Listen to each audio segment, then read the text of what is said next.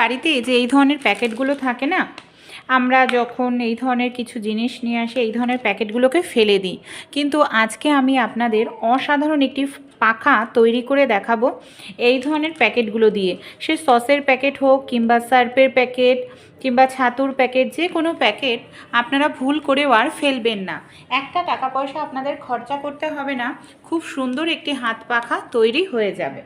এখানে আমি একটি বড় সসের প্যাকেট ব্যবহার করছি।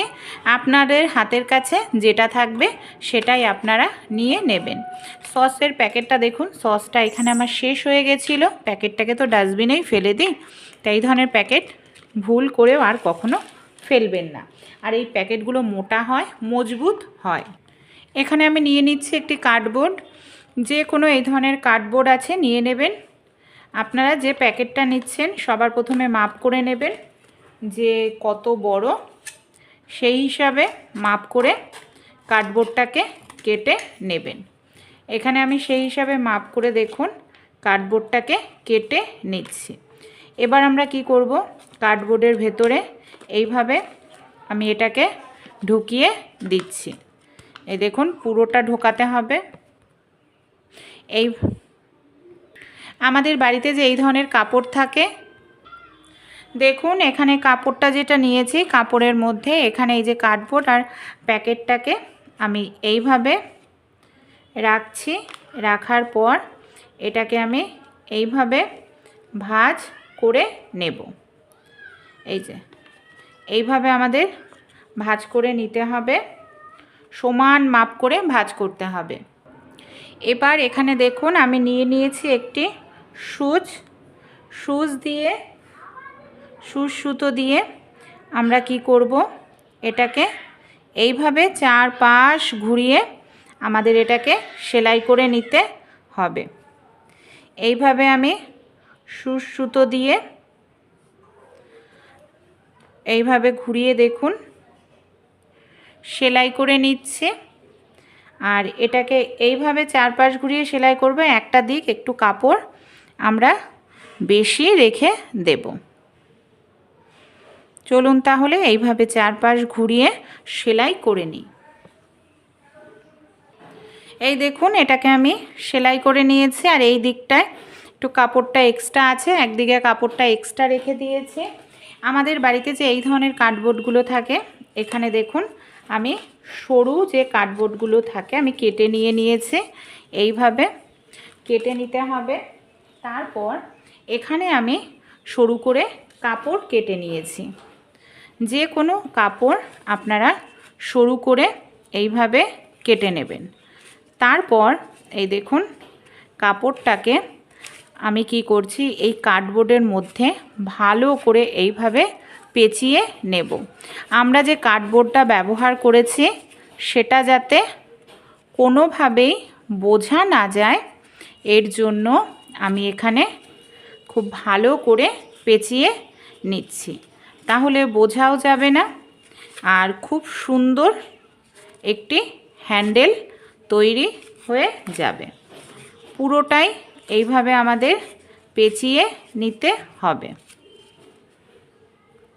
কাপড়টার মাথা যখন শেষ হচ্ছে তখন অন্য কাপড়ের সঙ্গে আমাদের খুব টাইট করে এখানে সেলাই করে দিতে হবে। তাহলে কি হবে, কার্ডবোর্ডের থেকে এই যে আমরা কাপড়টা লাগিয়েছি এটা কিন্তু আর সহজে খুলবে না। দেখুন এটা আমাদের রেডি হয়ে গেল। এবার আমরা কি করব, এই যে আমরা যে সাইডে কাপড়টাকে বেশি রেখেছিলাম সেই সাইডটা আমি এইভাবে নিয়ে একটু মুড়িয়ে দিচ্ছি। এই যে এইভাবে মুড়িয়ে দেওয়ার পর এই দেখুন কি করব, এখানে আমরা সুতো নিয়ে নিয়েছি। সুতো দিয়ে এইভাবে সেলাই করে নেব। এইভাবে আমাদের পুরোটাই সেলাই করে নিতে হবে।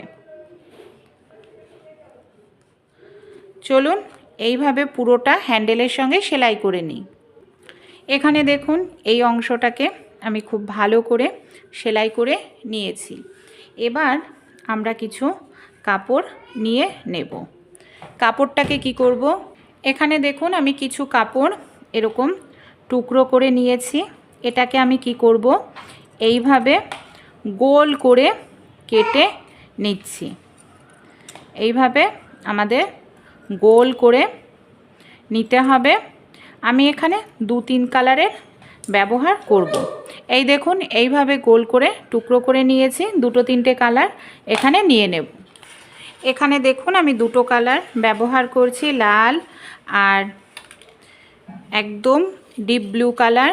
এইভাবে ভাঁজ করে নেব। ভাঁজ করে নেওয়ার পর এইভাবে আমাদের লাগাতে হবে। এখানে দেখুন আমি সুচ সুতো নিয়ে নিয়েছি।